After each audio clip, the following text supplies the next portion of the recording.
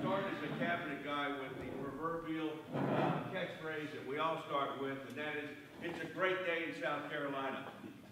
And if you don't believe it is, it's your own bloody problem. The good Lord gave us every skill set to not only make it great for us, but as leaders of the community, why don't we make it great for everybody around us? So I've got to go ahead and get through all of the stereotypes of the DMV before we get started. So many of you have kids and grandkids who saw some of my DMV employees represented in a cartoon-type movie. Anybody remember what it is? Zootopia, right up front here. Okay? And so what is that classic DMV character? A sloth. You remember the sloth's name? Flash. There we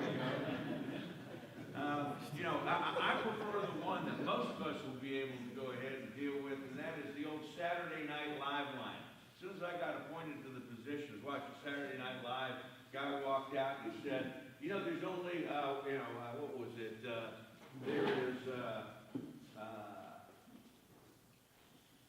There is only one reason that the IRS exists today, and that's to make the DMV look good. Now, I have a lot of fun with that because right now, we believe we right now have the fastest lines in the country. And I do mean the country. I'm going to share some anecdotal stuff, and then I'm going to tie that into why that's important to real ID. Okay? If you go to California today, you are going to sit in a 6 to 8 hour line. In some cases, you're going to get a number 8 o'clock in the morning and come back the following day. Okay? These 6 to 8 hour lines are commonplace right now throughout the country. If you go to Hawaii and you want to go ahead and get an appointment to drive, you're going to wait 2 months for that appointment. Now, I want to put this in perspective for you, because most of you have had kids or grandkids. I want you to think about what happens when you take your daughter into the DMV. And not the DMV failed you. That is the misnomer out there. When that child failed and immediately goes to the helicopter mom or dad, how long does that child wait until she gets to go ahead and try it again? The answer is another 2 months. Okay? All of our services are co-located. You just go to North Carolina and you want to get a driver's license and get a driver's license and your car reader, you have to go to 2 different places. One's a state agency, one's a private agency, and both have their own line. Okay? This is, it's beautiful that we've got it all together. But what we're talking about right now is real ID. And so one of the things I'd like to do is I'd like to give everybody the bottom line up front. The bottom line up front is if you do not have a real ID issued by the Department of Motor Vehicles with a gold star on it, or you don't have a military ID or a passport, you will not be able to get on an airplane, enter a military facility, or a federal building without one of those 3 documents. I'll repeat that because that's important. You don't have a real ID issued by the Department of Motor Vehicles with a gold star on it. If you do not have a military ID or you do not have a passport, you won't be able to get on to Fort Jackson. You won't be able to fly out of Columbia Metro Airport. You will not be able to get into a federal building unless you have certain benefits that can't be infringed upon. So you'll be able to get into the post office. Okay, you'll be able to go in and get benefits if that's your thing. And yes, you will be able to go to jury duty. Okay. They did play that one on up to their advantage. Now, why did they do that? Back in 2001, when we had the 9/11 events, all of the hijackers had fake credentials that got them onto those planes. Federal government tried to create the equivalent of a national ID card. All the states lost their minds and said, you're not going to do it on our watch. As a matter of fact, our state legislature passed a law. And the shortest law on South Carolina's books, so short that even an old infantryman can remember it. South Carolina will not participate in the Real ID Act, period. We were so so stuck on that we had a convention of what's called the American Association of Motor Vehicles Administrators in Hilton Head in that same year. And at the time, Governor Sanford went down and told every one of the state administrators, South Carolina will never issue a real ID. And that was our plan. Exactly 2 years ago, the Department of Homeland Security wrote a letter and sought an audience with the governor, the lieutenant governor, the Speaker of the House, the President Pro Tem of the Senate, the President of the Chair of the Transportation Committee in both House and the Senate. And they were very clear with them. They said, if you do not pass a law that allows you to start issuing those credentials, and if you don't commit to it here and have us a letter with your commitment that you're going to change the law, your citizens will not be able to fly 3 months from now. On December 24th, nobody in that illustrious group had sent the letter to Homeland Security.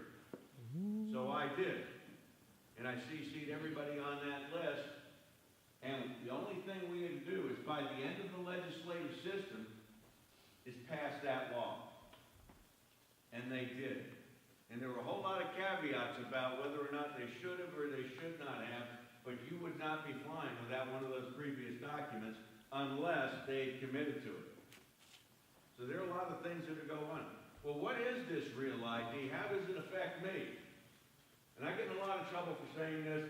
My public affairs often says, don't say it. The legislature doesn't say it, but I don't listen to a whole lot of other people, because if they fire me, I'm going to learn to play golf like many of my Army buddies.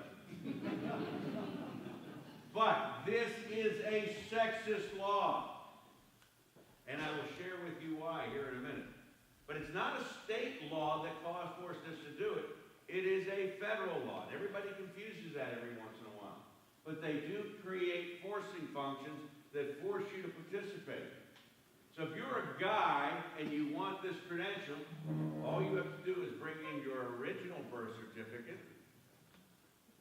your original Social Security card, or something like a 1099, and 2 proofs of address. Not P.O. boxes, proofs of address. That's your proof of citizenship. Ladies, this is where I get in trouble with you guys. All right? It doesn't matter whether it's a guy or a gal, but if you ever change your name, you have to record every name change. Let me give you one of the worst case scenarios. Birth certificate, marriage certificate, divorce decree, marriage certificate. Your spouse dies and you want to do something simple like go back to your maiden name, a $300 court order. Now this is normally where some lady jumps up ready to wring my neck. And my favorite quote of that time, she goes, let me get this straight. I divorced that son of a bitch. I celebrated by burning that that marriage certificate, and you expect me to find it? Yes, ma'am. And the answer is just that simple. There are no options out of this one. We'll work with you to help you get all the documents you need. But you're going to have to get every one of those. If you don't get them between now and the 1st of October of 2020, you might as well forget about getting on that airplane. Now, when we started this process, you were going to be able to go to what they called enhanced security, an enhanced security process. What did that mean? It meant that if you didn't have the credential, you were to go to a separate line and they were going to give you the body cavity search from hell. They've fallen off of that one. They just flat out say, you're not going to get on that airplane. Now, here's the problem. We got to get the word out to everybody because not everybody knows about it. The only advertising budget I get will go ahead and allow me to go ahead and put some advertising in the airports, and periodically some on the radio. There's no money to do this. It's all word of mouth at this point in time. I try to create events in the newspaper to create awareness for it. This is sort of where we got to work together. Now, why am I tickled pink that I'm here? I don't want any of you standing in long lines. What do I know beyond any doubt at all? I know that if you wait until January of 2020, you're going to sit there and wait for 6 hours. South Carolinians are famous for procrastination. You know it's got to be done. You know it doesn't have to be done until the 1st of October, so I'll just wait until January. And the closer you get to the 1st of October of 2020, the longer those lines are going to be, and there's not a damn thing that I can do about it. Because let's put it in perspective. The average driver's license is good for 10 years. 10 years. You don't want to renew, you just got yours 2 years ago. And you can go ahead and wait, but when you try to get on that airplane, you're out of luck. It's not a matter of just renewing your driver's license. It's a matter of renewing it, but you have to bring all those documents in.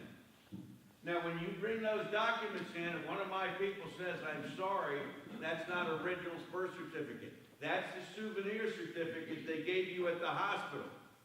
Do you think that I get any arguments on whether it's a real birth certificate? The answer is heck yes. Okay, if you have laminated your Social Security card, it does you no good. That's a federal thing. It's not a DMV thing. But I am the guy that's going to take the beating for it. Right now, we have 460,000 people signed up for Real ID. They've got the credentials. All right? There are 4.2 million people that have the option to get that credential. We will send out a reminder in March to get the most bang for our buck. If you qualify, that you may want to go online and get your credential. We are averaging right now 48,000 people a month that are getting their credential. You do the straight line math, okay, between now and the 1st of October 2020, that's only about 1.5 million. Again, out of a $4.5 million population. What do I think we'll have at the end of time? I think we're going to have about 2.5 million, and I think that we're still going to have, a large population that won't have it because they say they don't need it, and they may not. You are the business leaders in the community. I can't believe that any of you are going to not fly or go into a federal building at some point in time. I want you to put this in perspective. You're a family member, you just spent $600 round-trip airfare coming from Washington State to see your kid graduate at Fort Jackson. Okay? And it's the 28th of October. Graduation's on the 1st of October. And you go back to the airport and you want to fly home. How are you going to do it? You're not. Maybe your thumb. The really worst case is you fly in on the 30th of September for your child's graduation, and you go to see your kid at Fort Jackson on the 1st of October. Can you imagine spending 6 times $600 plus a hotel bill plus a rental car fee and get all the way to Columbia, South Carolina and not be able to see your kid at graduation? You've got kids in other services, whether it is in Michigan, outside of Chicago there, or Lackland Air Force Base, or Parris Island, or any of the others. You're in that category. But what will we do because we're stupid?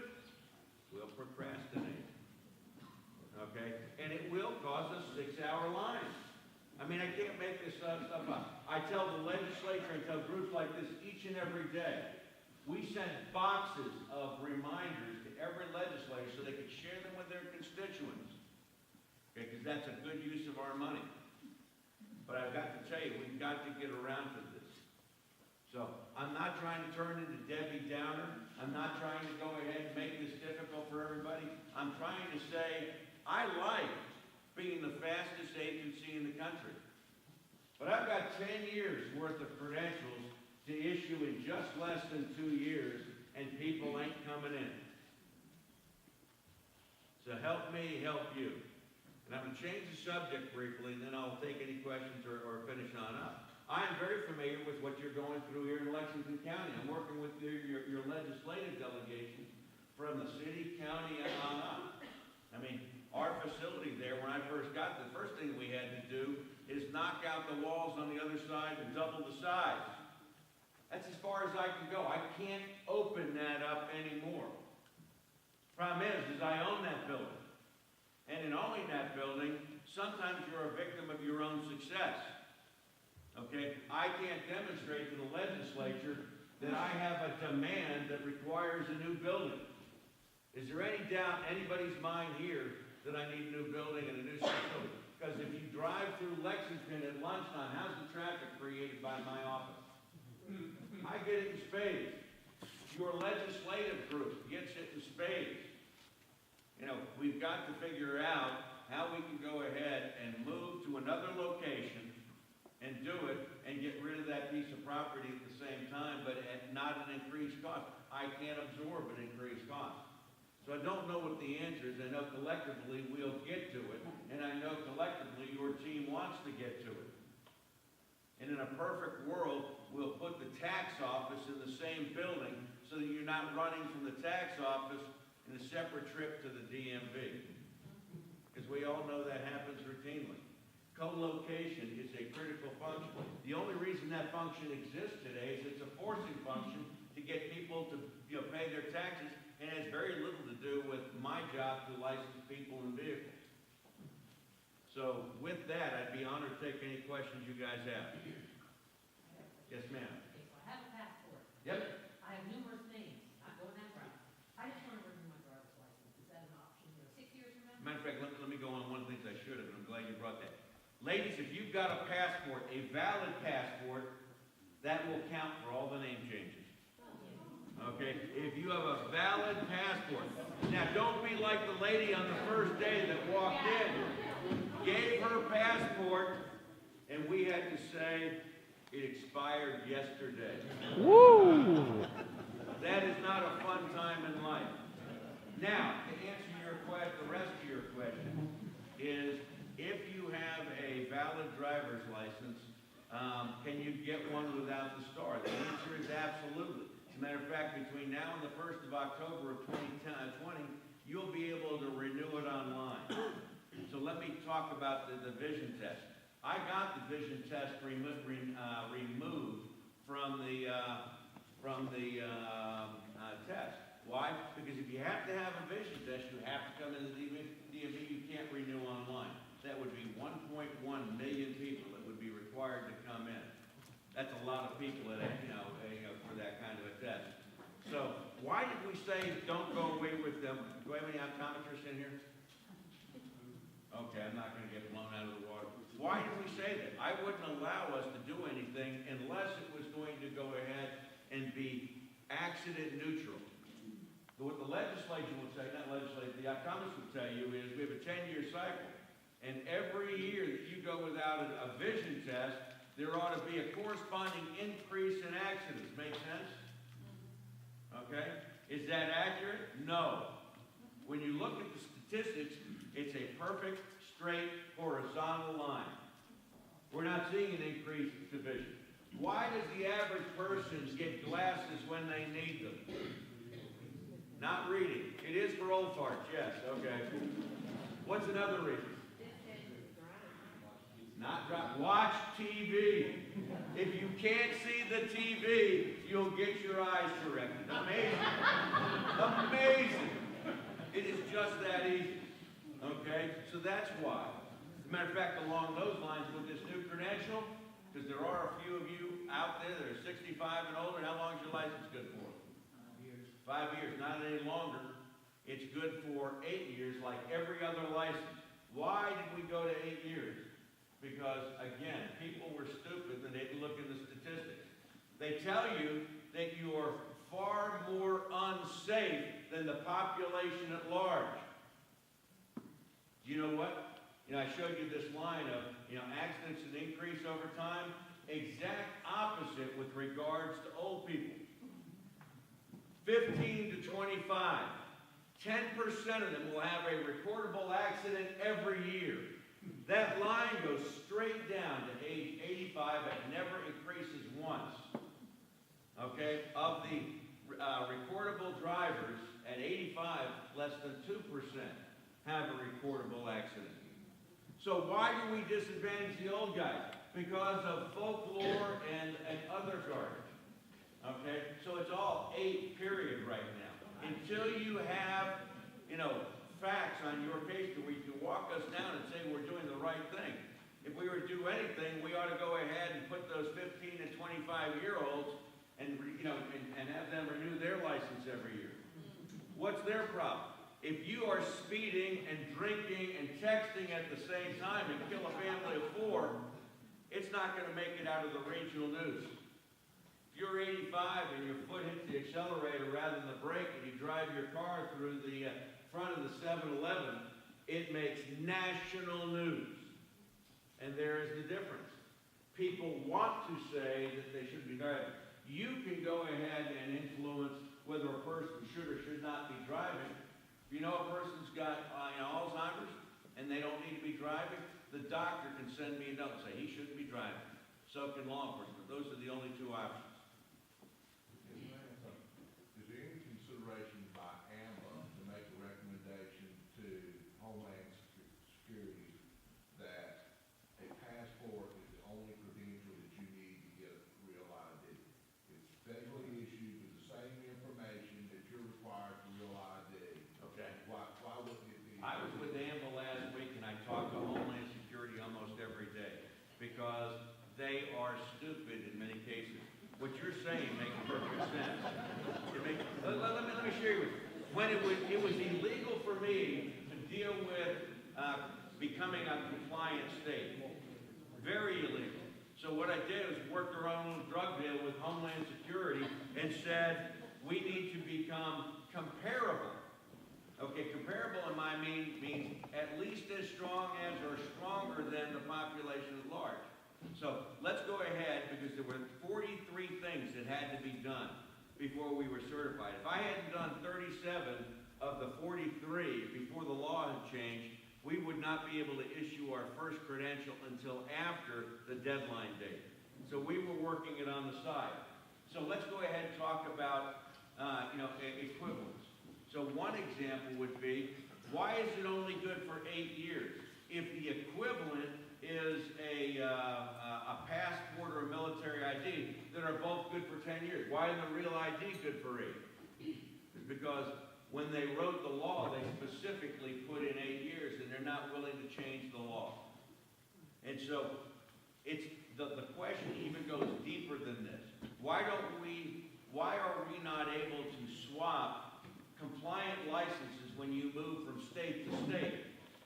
I don't understand it. I fight for that each and every day. I have fought personally with Homeland Security, and I fight personally with AMBA every opportunity we see each other, because that's just stupid.